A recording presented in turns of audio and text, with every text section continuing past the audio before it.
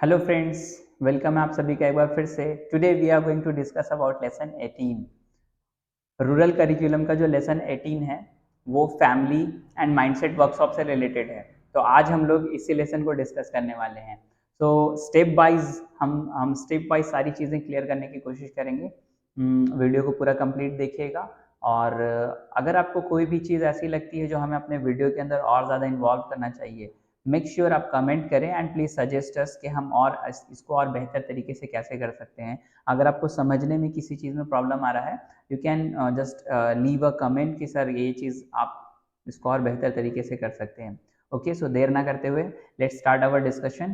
तो first of all in this lesson आपको preparation करना है बिफोर क्लासरूम। आप जैसे ही क्लास लेने जाएंगे उससे पहले आपको स्टार्टिंग में ही प्रिपरेशन करना है। आप सबसे पहले आपको कुछ स्लिप्स चाहिए जो कि माइंडसेट वर्कशॉप में दिया गया है, एक बॉक्स, उसके अंदर कुछ सेंटेंसेस लिखे गए हैं। उन सेंटेंसेस के साथ आपको एक पेपर्स का यूज़ करते हुए स्लिप्स क्रिएट करना है पॉजिटिव एटीट्यूड्स का। ओके, देन आफ्टर आपके पास रिसोर्सेज में लेसन 18 में 3 वीडियोज़ हैं, 18.1, 18.2 एंड 18.3। तो उन तीनों वीडियोज़ को आपको पहले चेक कर लेना है कि आपके पास वो तीनों वीडियोज़ अवेलेबल हैं या नहीं। Then after student activity book का तो ऑब्वियसली बात है, उनका यूज़ है। ओके, नाउ मटेरियल्स में आपको पेपर स्लिप्स एंड बॉक्सेस चाहिए। दो चीज़ें आपको क्लास स्टार्ट करने से पहले चाहिए। So that was our preparation from beginning the class. Okay, so previously आपको ये सारी चीज़ें करनी होंगी। Then after now let's come to the part A. तो पार्ट ए जो हमारा है, इंग्लिश फैमिली। ओके, फैमिली से रिलेटेड हम इसमें वोकैबुलरी को सीखेंगे कि फैमिली के अंदर जो अलग अलग हमारे रिलेशन होते हैं उन रिलेटिव्स को हम क्या बुलाते हैं। सो बेसिकली जो स्टूडेंट होते हैं they knows about their parents, they knows about their brother sister. Okay, but उनके जब बाहर हम जाते हैं तो बहुत सारे ऐसे रिलेटिव्स हैं जिनको इंग्लिश में हम क्या बुला सकते हैं हमें आइडिया नहीं होता है। इनफैक्ट रूरल ही नहीं बल्कि अर्बन के भी जो स्टूडेंट्स हैं उनको भी बहुत ज़्यादा कन्फ्यूज़न होता है फैमिली वोकैबुलरीज में, राइट। कुछ चीज़ें ऐसी हैं जो मैं आपको फर्स्ट ऑफ ऑल ऐसे ही क्लियर करना चाहूँगा कि if you talk about the difference between aunt and aunty. So aunty वो नहीं होती हैं जो हमारे रिलेटिव्स में आती हैं, जो हमारे रिलेशन में आती हैं, हम उन्हें आंटी कभी नहीं बुलाते हैं। फॉर एग्जाम्पल इफ़ यू से चाची, बुआ, यू कैन से मौसी, जैसे हम लोग खाला बोलते हैं, मौसी बोलते हैं, फूफी या बुआ बोलते हैं, चाची बोलते हैं। उन सभी लोगों को हम लोग आंट बुला सकते हैं because they are our relatives. वो हमारी खुद की ही रिलेशन में आती हैं तो हम उन्हें आंट बुला सकते हैं। लेकिन आंटी हम उन्हें बुलाते हैं जो हमारे रिलेशन में नहीं होती हैं। जैसे मैं बाहर कहीं गया हूँ और वहाँ पे कोई ओल्ड लेडी हैं, अगर उनसे मेरी मुलाकात होती है, we will use aunty there. Okay, so उन्हें हम आंटी कहकर बुला सकते हैं because they are not our relative, but उन्हें आंटी हम कह के बुला सकते हैं। लेकिन जो हमारे रिलेशन में होते हैं उन्हें हम आंट ही बुलाते हैं। ओके, नाउ हमारे जो पापा के जो पापा हैं और जो पापा के अम्मी हैं, यानी दादा दादी या फिर नाना नानी, दोनों को अगर कंबाइन करके बुलाना हो, हम ग्रैंड पेरेंट्स कह के बुला सकते हैं। क्या बोल सकते हैं? Grand parents. ओके, और अगर इंडिविजुअली अगर किसी को बुलाना हो तो we can use grandfather and grandmother. Sorry, there was ringing a call, so that's why my hands was like this. Okay, so no problem. So that was a overview before starting the family lesson. इसमें कुछ चीज़ें हैं, जैसे हम नीस and nephew का भी फ़र्क इसमें समझते हैं कि हम हिंदी में भतीजा और भतीजी किसे बोलते हैं। हमारे जो ब्रदर्स का जो एक जनरेशन होता है, भाइयों और बहनों का, उसमें हमारे मौसेरे भाई, हमारे चचेरे भाई, हमारे खलेरे या फुफेरे भाई, राइट। ये सारे जो ब्रदर्स या सिस्टर होती हैं या बहन होती हैं उन्हें हम इंग्लिश में क्या बोलते हैं, we will learn about that in this lesson. So in this lesson you have to start with a video. So basically जो लेसन स्टार्ट होता है, आपको सबसे पहले स्टूडेंट्स को बोलना है to understand the family relation and the different vocabs you have to watch a video। But video दिखाने से पहले आप उन्हें बोलते हैं you will have to take your SAB. अब अपने एसएबी को ले, एसएबी के अंदर आपको वोकैबुलरीज दिए गए हैं like mother, father, brother, grandfather, grandmother, uncle, cousin, nephew and niece. Okay, so cousin मैंने बताया जो हमारे चचेरे ममेरे जो भी भाई होते हैं उन सभी लोगों को हम लोग कज़न बुलाते हैं। जो हमारा निफ्यू है हम उन्हें भतीजा, एंड नीस जो होते हैं उन्हें हम बुलाते हैं भतीजी। So these are the vocabs related to the family. तो सबसे पहले स्टूडेंट्स को बोलेंगे हम वोकैब्स को देखें, हिंदी नहीं देखेंगे। We will not try to watch the Hindi meaning of this words. आपको सिर्फ इंग्लिश देख करके उनका मीनिंग पता लगाना है कि क्या आपको पता है या नहीं है। ओके, देन आफ्टर वो हिंदी देख सकते हैं। एंड उसके बाद फिर आप उनको वीडियो दिखाएंगे। वीडियो दिखाते वक्त आपको ध्यान रहे कि वीडियो आपको जब भी आप वीडियो दिखाएंगे आपको ध्यान रहे इस लेसन के अंदर का जो वीडियो है वो अमेरिकन एक्सेंट के अंदर है, एंड ये काफ़ी ज़्यादा फास्ट है, and it will create some problem to understand those students who are not good at English. Okay, तो उन स्टूडेंट्स को प्रॉब्लम हो सकता है जो बहुत ज़्यादा अच्छे नहीं हैं इंग्लिश लैंग्वेज में, and they are trying to understand, they are trying to build their listening ability, but फिर भी उनको ये थोड़ा सा प्रॉब्लम क्रिएट कर सकता है। सो दैट्स वाई इस लेसन के अंदर एक बताया गया है कि आपको जब भी आप वीडियो को दिखाएं आप 50 सेकेंड पे पहले स्टॉप करें उस वीडियो को, देन आफ्टर आप उनसे रिमाइंड करने के लिए कहें कि एक बार आप रिमाइंड करें कि what did you see in this video, आपको कितनी सारी चीज़ें याद हैं इस वीडियो से रिलेटेड। एंड देन आफ्टर आप फिर जब ये वीडियो दिखाएंगे 50 सेकेंड तक उनको रिमाइंड कराएंगे। रिमाइंड कराने के बाद एक वीडियो को आप एक बार फिर से रीप्ले करेंगे। रीप्ले करने के बाद, रीप्ले करने से पहले आप उनको ये ज़रूर बोलेंगे प्लीज़ मेक श्योर कि आप अपने कॉपी पेन को यूज़ करें, और जो भी इसमें आप नए वोकैब्स देखते हैं या फिर जो भी पॉइंट्स आपको मिलते हैं जो कि वीडियो से रिलेटेड आपको लिखना चाहिए under 50 second, please write it down, क्योंकि आगे इससे रिलेटेड क्वेश्चंस होने वाले हैं। सो 50 सेकेंड के अंदर जो भी वीडियो देखेंगे वो स्टूडेंट्स उससे जितने इन्फॉर्मेशन को वो कलेक्ट कर सकेंगे उन इन्फॉर्मेशन को वो अपने कॉपी में नोट डाउन करने की प्रैक्टिस करेंगे। And then after 50 seconds you will have to give the reply of some question. So student को आप बोलेंगे कि जो भी आगे क्वेश्चंस आएंगे you will try to answer those questions in the given time. उसमें टाइमर एक लगा होगा, उस टाइम के अकॉर्डिंग आप उन क्वेश्चंस का आंसर करने की कोशिश करेंगे। सो that was the first part of the family lesson. And फिर उसके बाद जो है फैमिली लेसन के अंदर आगे बढ़ते हुए जब वीडियो देख लेंगे स्टूडेंट्स, फिर आप उनसे बहुत सारे क्वेश्चंस करेंगे like what words are used to describe Leena's parent. ये सारे जो क्वेश्चंस हैं इनको आप कर सकते हैं, एंड आप इनका आंसर भी कर सकते हैं, कुछ वीडियोस से ओवरव्यू भी आप दे सकते हैं। इन सभी के बाद आपको एक एक्टिविटी कंडक्ट कराना होता है, that is make a group activity. In this activity आपको कॉर्नर्स बनाने होंगे और ग्रुप्स बनाना होगा छोटा छोटा। छोटा छोटा ग्रुप्स खुद नहीं बनाना होता है, वो स्टूडेंट क्रिएट करते हैं। सो आप बेसिकली क्या करते हैं, आप प्लेसेस डिसाइड करते हैं 1 2 3 4, आप अपने क्लासरूम के अंदर ही ना वो प्लेस डिसाइड करते हैं। एंड देन आफ्टर आप उनसे बोलते हैं कि if you have sister move on this corner, if you have brother move on this corner, if you have 2 sister, if you have 3 sister, right, move on this corner. तो इस तरीके से आप क्वेश्चंस करते हुए ये एक्टिविटी कंडक्ट कराते हैं। इस एक्टिविटी को बेसिकली आप 10 to 15 मिनट्स करते हैं। जैसे ही आप बोलते हैं if you have sister please go this side, तो जिनके पास भी सिस्टर्स होंगे वो सभी लोग उस कॉर्नर पे जाएंगे। देन आफ्टर इफ़ यू से if you have brother please move this side, तो जिनके जिनके पास भाई होंगे वो सभी लोग उस साइड को पिक करेंगे, और जिनके पास नहीं होंगे they will stand apart from this side. Okay, तो यही है हमारा मेक अ ग्रुप एक्टिविटी जो कि फैमिली से रिलेटेड हम लोग इस चीज़ को कंडक्ट कराते हैं। एंड देन आफ्टर आपको एसएबी से रिलेटेड कुछ चीज़ें करनी है, जिसमें आपका एक्टिविटी है डिस्क्राइब फैमिली। इसमें आपको बेसिकली एसएबी का यूज़ कराते हुए एसएबी के अंदर एक बॉक्स दिया हुआ है, ब्लैंक बॉक्स। उस बॉक्स के अंदर आपको पिक्चर्स बनाने होते हैं अपने फैमिली का, और उसमें पिक्चर बनाने के बाद आप उसमें सेंटेंसेस का यूज़ करते हुए आप डिस्क्राइब करते हैं he is my mother, he is my father, sorry she is my mother, he is my father, he is my brother, she is my sister. Okay, so इस तरीके से हम लोग he is and she is का भी use करते हैं। आप इसको पिछले लेसन से कनेक्ट कर सकते हैं, एंड लिंकिंग भी आपका यहाँ से हो जाता है। एंड देन आफ्टर आप स्टूडेंट को क्या इस तरीके से पिक्चर बनाते हुए फैमिली एंड फैमिली के बारे में भी समझा सकते हैं। तो वो पिक्चर एक ड्रॉ करेंगे, उसके लिए आप उनको टाइम दे सकते हैं। टाइम देने के बाद फिर वो ड्रॉ करेंगे।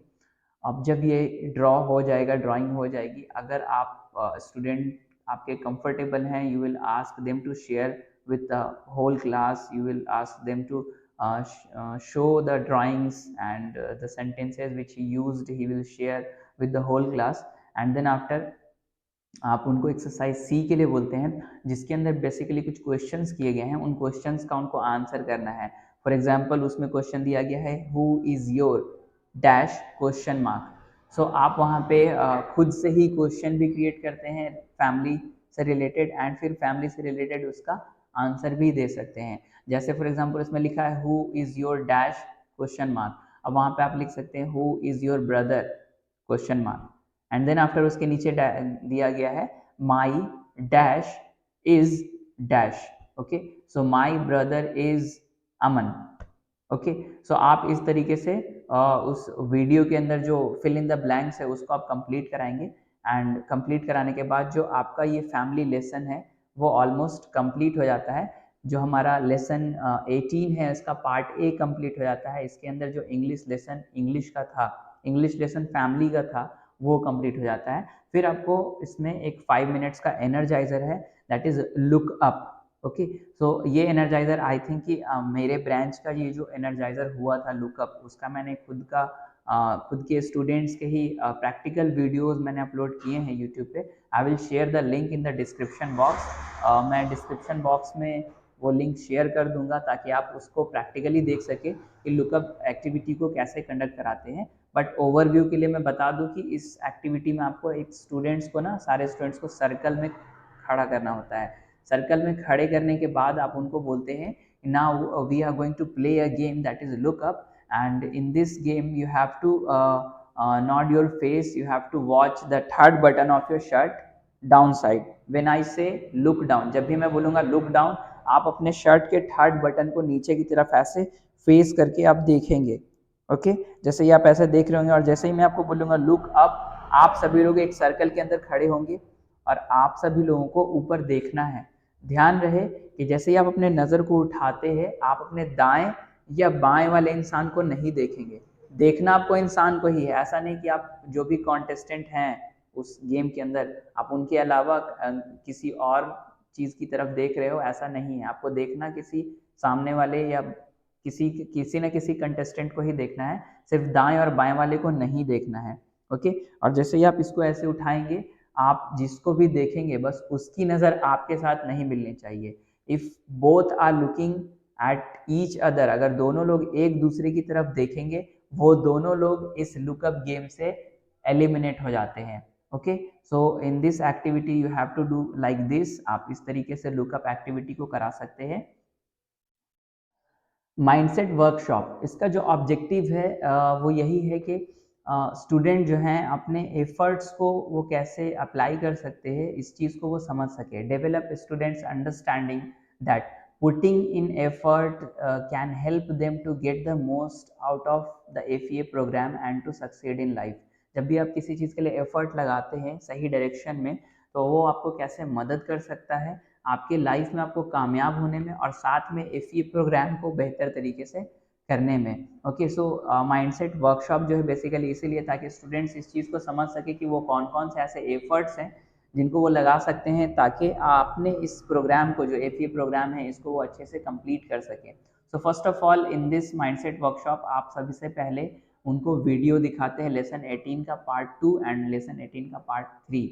तो वीडियो दिखाने के बाद जैसे ही आप वीडियो दिखाएंगे, आप उनसे फटाफट 2 क्वेश्चन पूछेंगे, that is what did this students gain by attending FEA. जो वीडियो है ये एफईए ग्रेजुएट स्टूडेंट्स का है, वैसे स्टूडेंट जिन्होंने एफईए प्रोग्राम को पूरा कंप्लीट किया। ओके, और उन्होंने अपने एक्सपीरियंस को शेयर किया कि मैंने एफईए से क्या सीखा, एंड इन दिस एक्सपीरियंस उन्होंने ये भी बताया कि मैंने एफईए से क्या सीखा। तो आपको बेसिकली उनसे यही पूछना है कि उन स्टूडेंट्स जिनका भी आपने वीडियो देखा है, उन्होंने क्या सीखा इस एफईए प्रोग्राम में। ओके, सो ये पूछने के बाद फिर आप जो नेक्स्ट क्वेश्चन पूछते हैं कि what effort do you think this student had to put into gain that. तो आपको ऐसा क्या लगता है कि इन्होंने कौन सा ऐसा एफर्ट लगाया होगा इस पूरे प्रोग्राम को, कंप्लीट प्रोग्राम को अटेंड करने में, और इसको बेहतर तरीके से सीखने में इन्होंने कौन कौन से एफर्ट लगाए होंगे। What do you think about it. They will say sir उन्होंने टाइम पे आने की कोशिश की होगी, उन्होंने अपने रूटीन को सेट किया होगा, उन्होंने क्लासेस का एक पूरा रूटीन बनाया होगा, अपने फ्रेंड्स को इनवाइट किए होंगे, फ्रेंड्स की हेल्प लेते होंगे, हम बहुत सारी चीज़ें वो अपना पूरा डेली रूटीन को मेंटेन करते होंगे, सारे काम को छोड़कर इस टाइम में कंप्लीट करते होंगे ना, तो वो बहुत तरीके से वो बोल सकते हैं आंसर, बहुत कुछ आंसर हो सकता है। आप इसी चीज़ को कनेक्ट करते हुए आगे आएंगे। Yes, we need this kind of efforts, right. अगर हम भी अपने प्रोग्राम को कंप्लीट करना चाहते हैं तो हमें भी कहीं ना कहीं ऐसे कुछ एफर्ट्स लगाने होंगे। एंड फॉर अंडरस्टैंडिंग दैट कि हमें कौन कौन से एफर्ट लगाने पड़ सकते हैं जो कि FEA प्रोग्राम को कंप्लीट करने में, और साथ ही साथ FEA प्रोग्राम को कंप्लीट करने के बाद जब हम कहीं भी अपना करियर बिल्डअप करने जाएंगे या जॉब करने जाएंगे तो वहाँ पे जो हम एफर्ट लगा सकते हैं जो हमें ज़्यादा से ज़्यादा कामयाबी दिला सकता है, उन एफर्ट्स को आज हम लोग समझेंगे और उसका कैसे यूज़ कर सकते हैं उसके बारे में हम लोग आज डिस्कस करेंगे in this mindset workshop lesson. Okay, तो फिर आप उनको बताएंगे कि इससे रिलेटेड हम लोग एक एक्टिविटी करेंगे, that is positive attitude. Attitude क्या होता है? Basically attitude is not an, हम लोग समझते हैं ना कि एटीट्यूड मीन्स कि घमंड जैसा बिहेव करना, घमंडी जैसा बिहेव करना। We usually say that attitude दिखा रहा है, इट मीन्स कि बहुत एटीट्यूड है उसके अंदर, ऐसा भी बोलते हैं ना। तो ऐसा कहने का मतलब ये होता है कि बहुत ईगो है उनके अंदर, ऐसा नहीं है, that is not a correct meaning. तो यू कैन से दैट कि बहुत ईगो है उसके अंदर, बहुत ज़्यादा प्राउड है उसके अंदर, आप ऐसा बोल सकते हैं। लेकिन एटीट्यूड का जो मीनिंग होता है वो जीने का अंदाज होता है। It can be positive and it can be negative also. तो positive attitude is a positive attitude, जीने का जो अंदाज है, जीने का जो नज़रिया है वो हमारा पॉजिटिव हो सकता है या नेगेटिव हो सकता है, गुड एटीट्यूड और बैड एटीट्यूड, है ना। ऑप्टिमिस्ट एटीट्यूड और पेसिमिस्ट एटीट्यूड, इस तरीके से हम एटीट्यूड को समझते हैं। तो attitude is not a kind of ego और काइंड ऑफ घमंड, okay. It is a lifestyle which you apply in your life, okay। so positive attitude, हम एक गेम खेलेंगे। इस गेम के अंदर आपको स्लिप्स क्रिएट करने होते हैं, आपको स्लिप्स कुछ तैयार करने होंगे जिसमें कुछ सेंटेंसेस लिखे होंगे, एंड उन सेंटेंसेस को आपका यूज़ करके एक बॉक्स के अंदर डाल देना है उन स्लिप्स को बनाकर।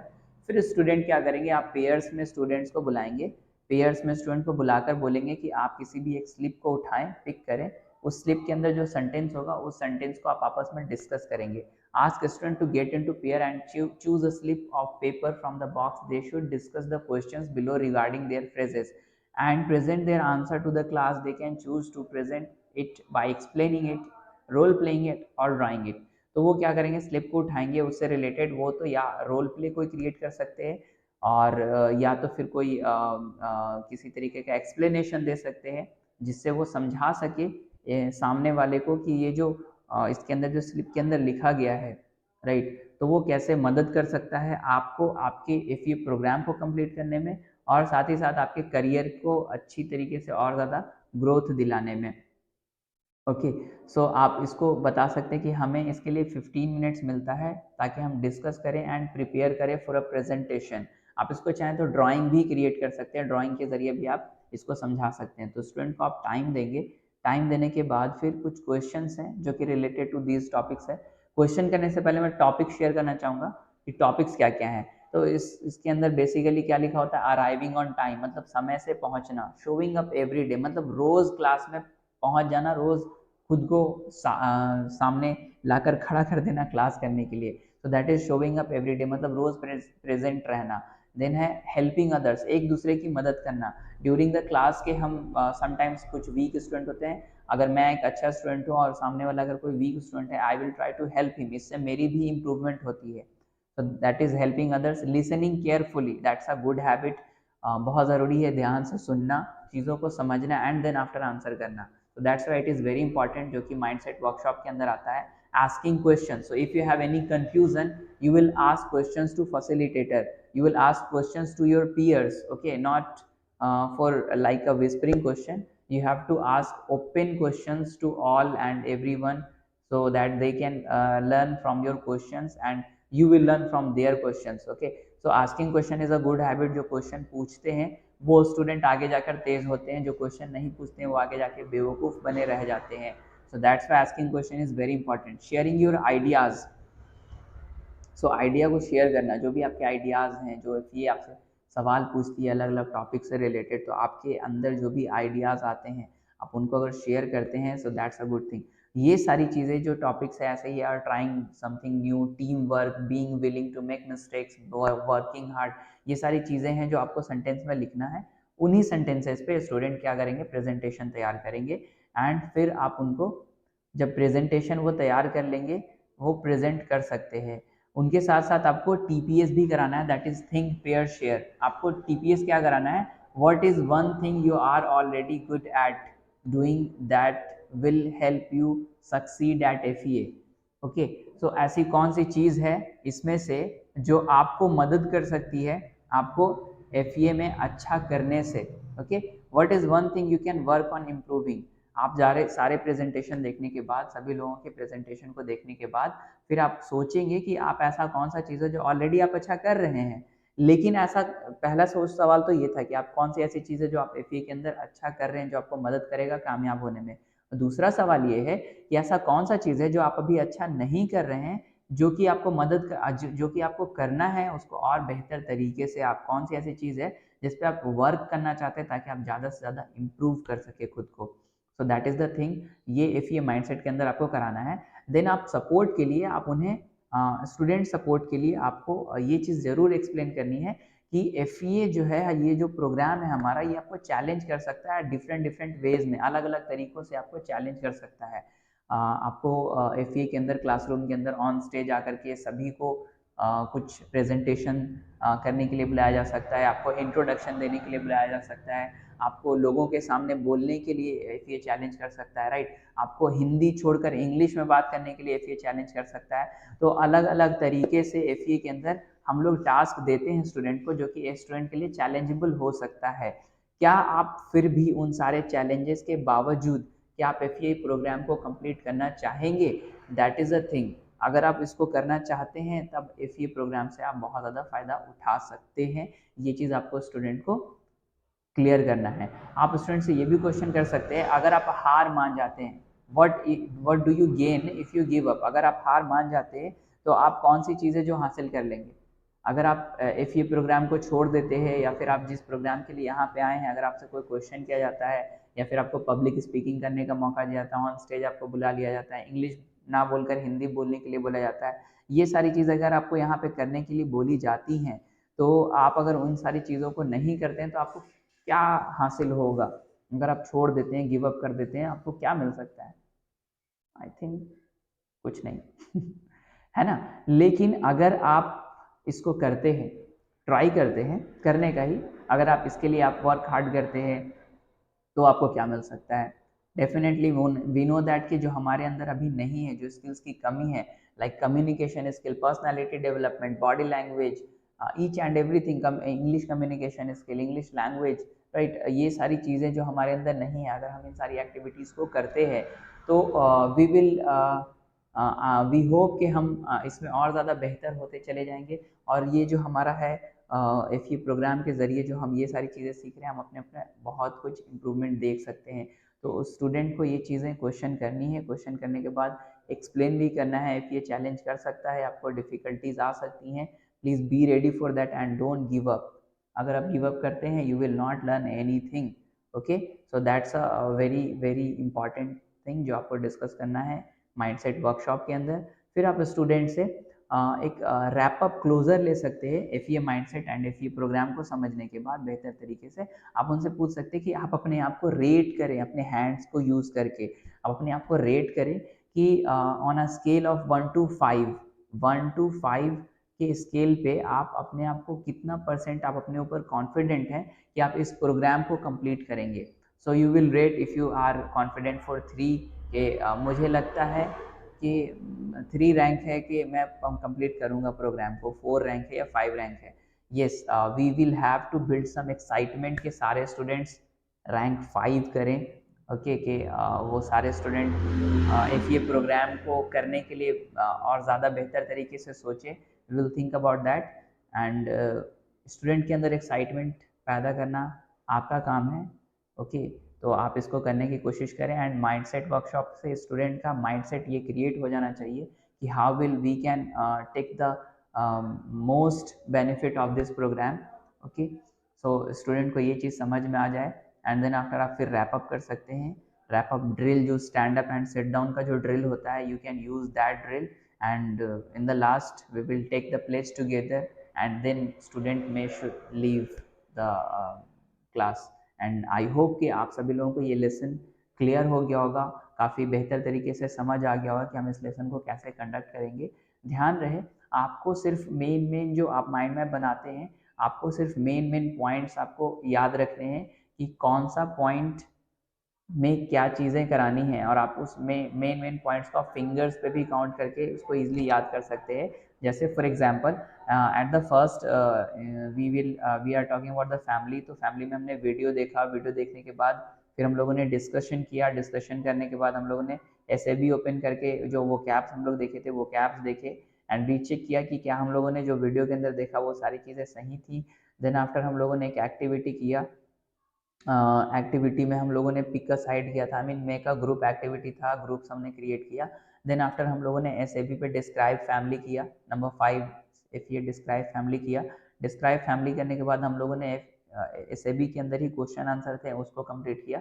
सो फैमिली जो हमारा पार्ट ए है ये कंप्लीट हो गया। ये मेन पॉइंट्स आपको माइंड मैप में लिखना था। नेक्स्ट हम लोगों ने एनर्जाइजर किया, दैट इज लुकअप। फिर पार्ट बी स्टार्ट होता है, जिसमें हम लोगों ने माइंडसेट वर्कशॉप किया। माइंडसेट वर्कशॉप में हम लोग 2 वीडियो देखते हैं, वीडियो देखने के बाद वीडियो से रिलेटेड क्वेश्चन करते हैं, क्वेश्चन के बाद फिर हम लोग उसके बाद हम लोग पॉजिटिव एटीट्यूड गेम करते हैं। फिर आपको सपोर्ट में कुछ चीज़ें हैं, कुछ बातें हैं जो आपको एक्सप्लेन करनी होती है FA प्रोग्राम के बारे में, FA चैलेंजेस के बारे में।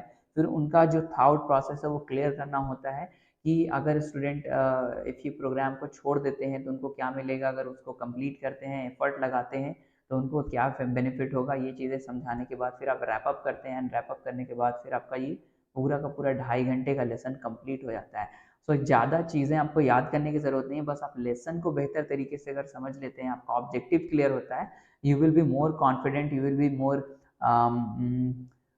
मोर engaged and productive for the students. तो ये चीज़ें हैं जो आपको क्लियर होनी चाहिए while making your lesson, while conducting your lesson. Okay, thank you so much. I hope आप सभी लोगों को मेरा वीडियो ये काफ़ी अच्छा लगा होगा, एंड आई होप कि मेरी वजह से आप सभी लोगों को कुछ ना कुछ ज़रूर हेल्प मिल रहा होगा, ताकि आप ज़्यादा बेहतर तरीके से लेसन्स को समझ सकें और उसको कंडक्ट कर सकें।